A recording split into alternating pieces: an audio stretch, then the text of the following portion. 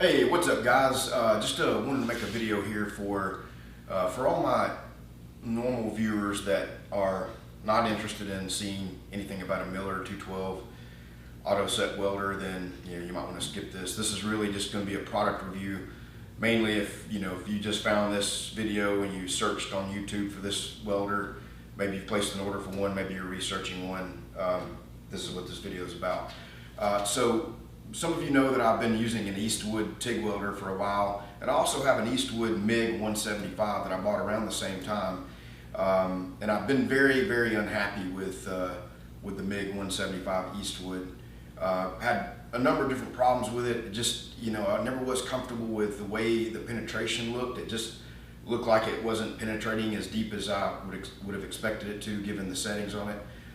But the main thing is the regulator, the gas regulator inside of it has been acting up, and a couple of times it would, when you depress the trigger on the gun and weld something and let go of it, well, the regulator would continue to run, and it would run on the gas out, and I just didn't hear it. Lay the gun down and do something else or cut something, and next thing you know, I'm out of gas. Well, it eventually, I just used it for a little bit. A lot of times I didn't use my MIG welder when normally I would.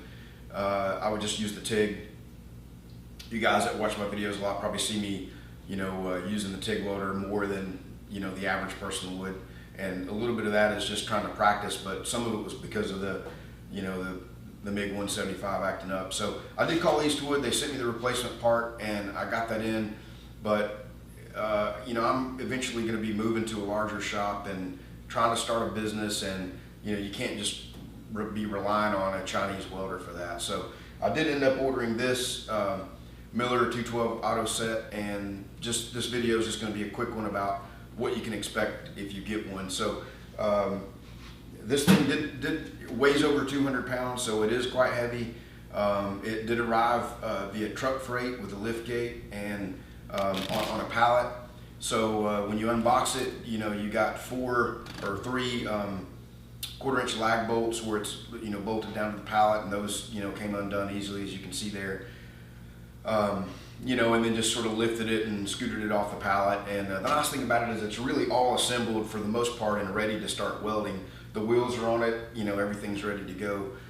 It did come with one accessory box, as you see we're opening up here, and so it came with your leads, a ground, and of course your MIG gun.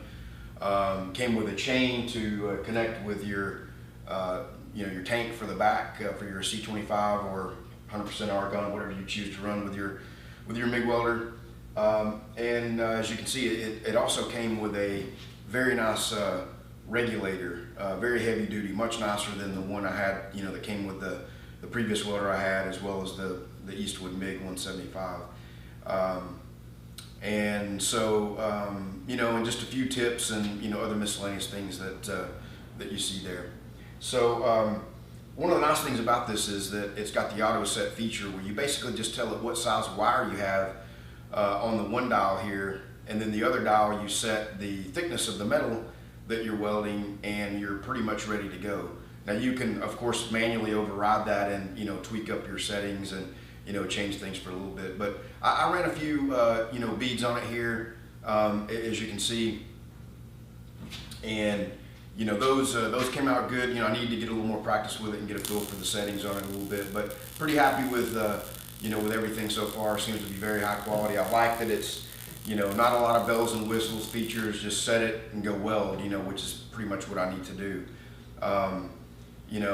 So you saw just some 1/8-inch material there. This is a 210 amp machine, and it will weld up to 3/8 thick steel in a single pass. And once you get above that, you're pretty much, most people would be, beveling, doing a weld prep and doing a root pass and a cover pass, or a fill pass and a cover pass, that kind of thing. Anyway, you wouldn't be trying to weld 1/2-inch steel in a single pass, or I don't think most people would anyway. So, anyway, I did, some plug welds with it with some 16 gauge steel. You see there, just a shot of a couple of plug welds that did pretty nice, laid out pretty flat. So overall, pretty happy with that. So anyway, just wanted to make this video to show the welder. If you're getting this welder or looking to research it, just a little unboxing here, and you know, I'm pretty pleased and happy with it. All right, thanks everybody.